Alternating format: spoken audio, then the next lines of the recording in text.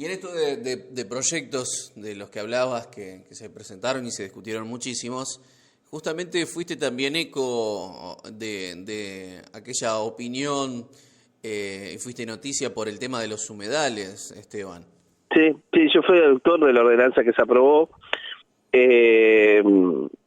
Salí con una ordenanza, muy trabajada por mi equipo de trabajo, que decía, a ver, ¿cómo hacemos para defender los humedales ante el avance inmobiliario, ¿no?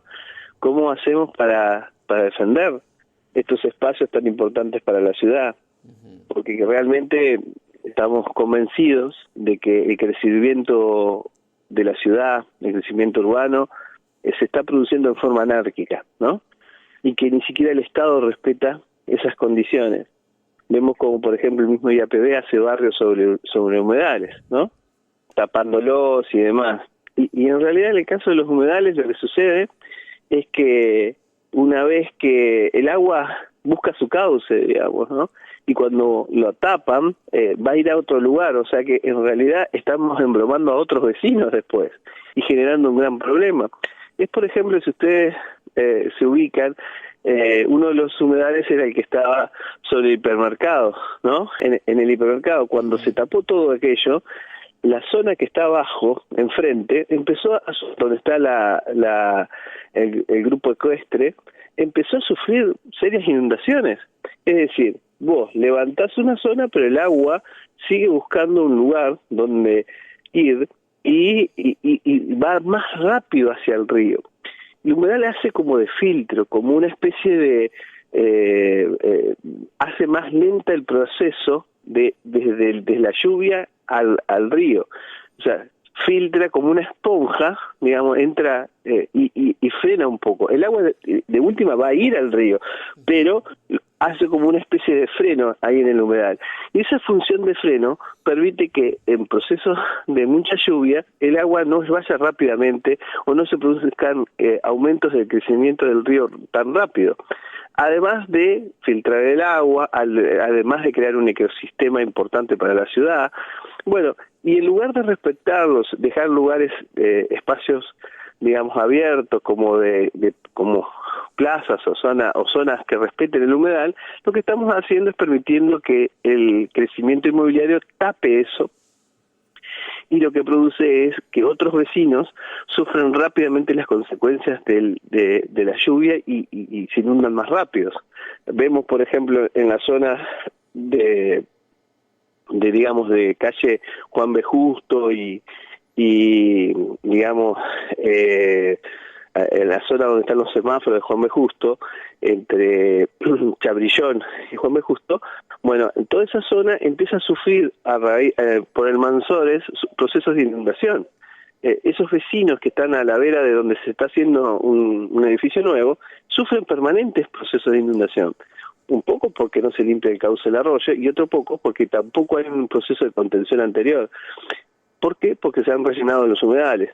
El humedal es digamos, una cosa muy importante, y logré el apoyo por unanimidad de esa ordenanza.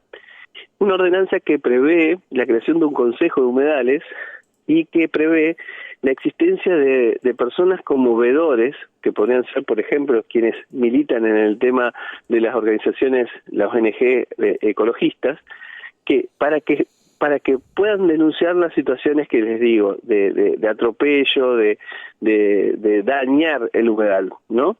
Y eso está previsto en la ordenanza. Y lo que me da mucha bronca hoy, que está vigente la ordenanza, que se han demorado en crear ese consejo y que, creado después el consejo, los humedales siguen siendo atacados. O sea, nosotros vamos hoy por Avenida Perón y llegamos casi a La Bianca y vemos a la derecha cómo se ha tapado absolutamente esos espacios en lugar de respetarlos. Y entonces uno se pregunta, bueno, ¿no fue suficiente la ordenanza? ¿No fue suficiente que se cree un consejo? No, realmente creo que no hay una decisión política de respetar esto. No hay una decisión política de ponerle un freno al crecimiento anárquico, urbano y al negocio inmobiliario. Por eso mismo creo que la Asamblea Ciudadana por Concordia, que es la asamblea que defiende los derechos, fundamentalmente se creó contra el fracking, pero ahora que participaba de ese consejo se retiró. Es decir, se retira porque dice, pero estamos acá en defensa de esto y nos están mostrando en la cara lo que hacen con los humedales y encima, digamos, no hacemos nada. Es por eso que yo creo que las cosas se militan y se siguen por siempre, teniendo que custodiarlas, ¿no? No es logrando la ley únicamente como se hace el cumplimiento, ¿no? Sino que sigue el papel y después hay que tratar de hacerla cumplir. Hacerla cumplir, ¿no? Hacerla cumplir. El negocio inmobiliario siempre es mucho más fuerte, y más pensando en el gran déficit habitacional que hay en Concordia, ¿no? Está bien, lo que yo digo es que el crecimiento tiene que ser controlado, no descontrolado. No podemos hacer cualquier cosa. Es decir, Concordia está creciendo de esa forma, en forma descontrolada. Tenemos un espacio enorme de ciudad y una zona y realmente no cuesta nada respetar ciertos aspectos que tienen que ver con la naturaleza. Y sin embargo vemos que esta cosa no se cumple habiendo una ordenanza vigente. Yo hice una denuncia policial en el año con la Asamblea Ciudadana cuando empezaron a destruir un humedal en Eva Perón ahí abajo, porque inclusive se meten máquinas, se rellena, y por supuesto que quien compra un sitio a bajo precio porque está abnegado, como es el caso del humedal, y encuentra un negocio inmobiliario en rellenarlo, ¿no? Porque pero bueno, justamente la ciudad es la que tiene que hacer que eso no suceda, digamos. Este humedal que estamos hablando es el que está más o menos detrás de la estación de radioaficionados, por ahí, ¿no? Cerca de Cafés. Sí, ese es uno, ese es uno. Ese es uno, y el otro es el que está más adelante, que está rellenándose de Eva Perón, casi llegando a La Bianca. Son dos lugares que de buenas a primeras empezaron a verse en este momento rellenados y demás. Indudablemente que el agua que va a esos lugares va a seguir yendo, o sea, no vamos solamente que al destruir el humedal va a estar más rápido en el río, va a inundar más adelante a otro barrio, digamos, es así. Sí, en ese lugar, digamos, cerca de Café, creo que ahora están limpiando la zona y están haciendo un club, una cancha, si no me equivoco, algo de la filial de River, una asociación de River. No sé si es puntualmente allí en el humedal, pero vi en la zona, digamos, que por esa zona que se está haciendo esta cancha. Siempre va a haber algo importante para hacer, yo no discuto eso. El tema es hacerlo en otro lado y respetar los espacios y que la municipalidad pueda dar esos otros lugares, ¿no? Nadie está en contra del club ni nada por el estilo. Estamos en contra de la utilización de esos espacios tan vitales para la ciudad. Tal cual. Entonces, yo no quiero ir en contra sino en la poca inteligencia en utilizar siempre esos mismos espacios, ¿no? Y más cuando son tierras fiscales, ¿no? Es decir, en algunos casos son tierras fiscales y se destruyen igual. Entonces uno dice, pero si está bien, un privado puede tener la necesidad de vender un terreno, bueno, pero el Estado tendría que tener un desarrollo armónico de la ciudad y un proyecto de ciudad. Lo que falta es justamente eso, un proyecto de ciudad. Es decir, cuando el Estado no está y cuando no hay proyecto de ciudad, pasa esto.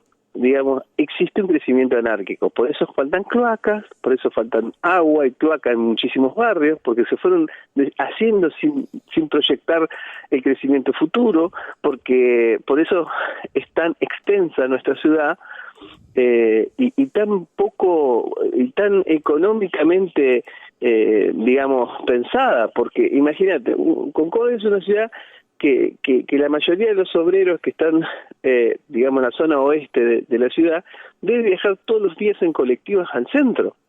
Es decir, se ha hecho tan extensa y eso es económicamente inviable para el crecimiento de una ciudad, ¿no? Las ciudades tenemos que ir hacia una ciudad más compacta, más integradora y económicamente, desde el punto de vista energético, más eficiente.